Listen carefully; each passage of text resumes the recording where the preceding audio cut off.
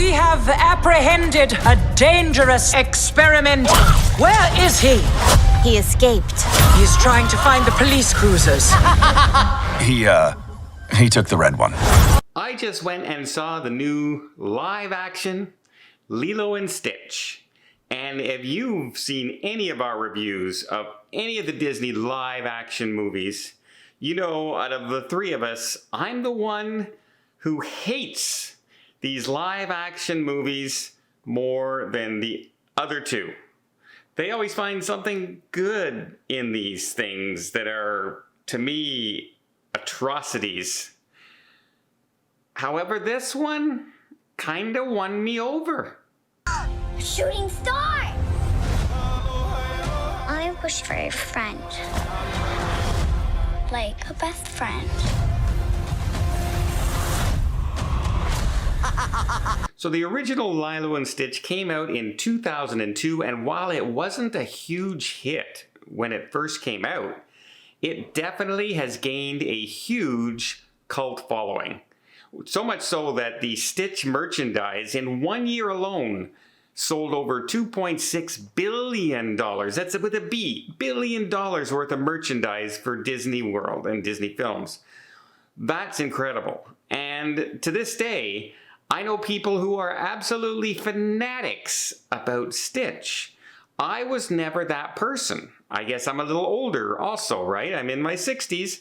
This is only, 22 years old, 23 years old, so I didn't grow up with this character.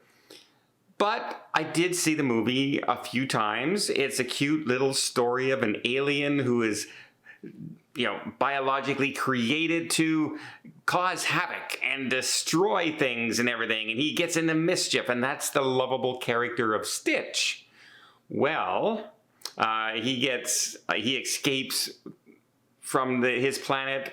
People are after him, and he escapes to Earth and runs into Lilo, who is of Hawaiian ascent with her sister. They have problems of their own, and yeah, it's just the story of family, sisters, love, loneliness, and the first one just struck a chord with people.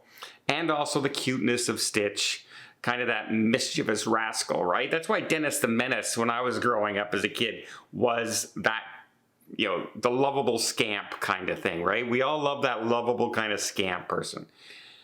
Well, this one comes out, it's a live action, and they've done some changes, but they did some things really, really well. So first off, let's talk about the bad things that they did in the live action film. I thought, first of all, they kind of sidelined a couple of characters. One character, for instance, one of the main characters I thought of the first movie is Cobra Bubbles, who was played by Ben Rames. And he was the social worker. And there was always something menacing, yet also you knew he kind of cared at the exact same time. But you had this menacing thought going on every time he appeared on screen. It was a very serious character. They've kind of replaced him with Tia Carrera's character as a social worker, and she's just a typical social worker who, I hope everything's okay. Are you okay? Is everything good? Oh, this might be for the best. There's no menacing. There's no nothing. It's just it's nothing character. Now, I appreciate them bringing Tia Carrera back because she was actually the very first voice actress who played Nanny. So I do appreciate that they brought her back, but it really took away from the Ben Rames character. One other thing in that storyline, a big plot turning point in the original story is when Stitch discovers the story of the ugly duckling and starts to relate himself to the kind of ugly duckling, fish out of water kind of story where people have been teasing him and everything, and he turns out to be good in the end, and the concept of family, and that's where it all kinds of turns around in the story. They just glossed, that's completely out of the story now and gone. So, that being said, that sounds like a few things that I said, hey, this, and also Stitch isn't quite in the story as much in the live action as it was in the original. Stitch is kind of a bit of a sideline character in his own story. But you can understand that, you know, it's live action. Now they have the humans, and the humans have to have the dialogue, and they spend more time with the humans in this story. Happens all the time. But I still did some things right. A lot of the story, scene by scene, is still from the original film. Basically, the escape in the very, very beginning, including the spaceships chasing him, was almost identical to the movie, like scene for scene. So I do appreciate that they did keep his mischievous character. They did keep Stitch being Stitch. They also brought back Chris Saunders, who voice acted the original Stitch, and he voice acted the Stitch in the live action. Really thought that was really good. There's also 2 young actresses that I hadn't known of before. Sydney Agadong, I hope I'm pronouncing that correctly, plays Nanny, who is the older sister. And they do have good chemistry between the 2 sisters. You can tell she's struggling. She is doing her best and things are going wrong. There is a love there, and it does come across quite well. And then the person I thought who kind of steals the show is the very young Mela Kiloha. I hope I'm pronouncing that correctly, but she's only 6 years old. And she plays a 6-year-old in the movie, right? But she is the soul of the film with Stitch. And she is sweet and adorable, and the interactions, like I said, with her sister is great. The interactions even with Stitch are really well done. This actress, for a 6-year-old, is probably better than almost any 6-year-old I've ever seen in a role. Normally when I see kids in a movie, I cringe. Jurassic Park, seeing kids in, why do they have to be kids? You know, I always I'm like that. Those kind of movies, oh great, here we go. We have kids again. It's going to be one of those movies. But this is a family movie.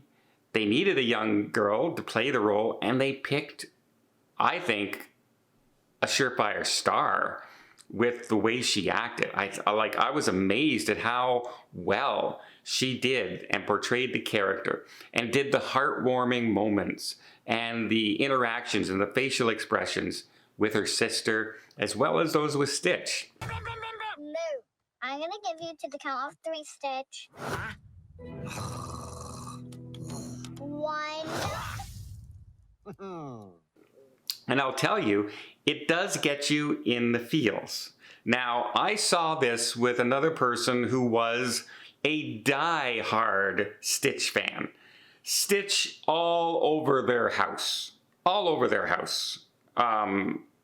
Yeah, that kind of person. And while they saw the differences in the film and said, yeah, they shouldn't have done this, why did they do that?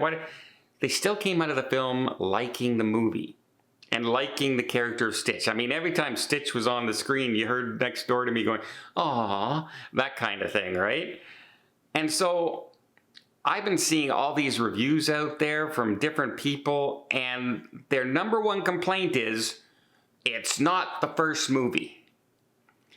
So if you're a die-hard Stitch fan, and it has to be exactly the way, don't go see the movie.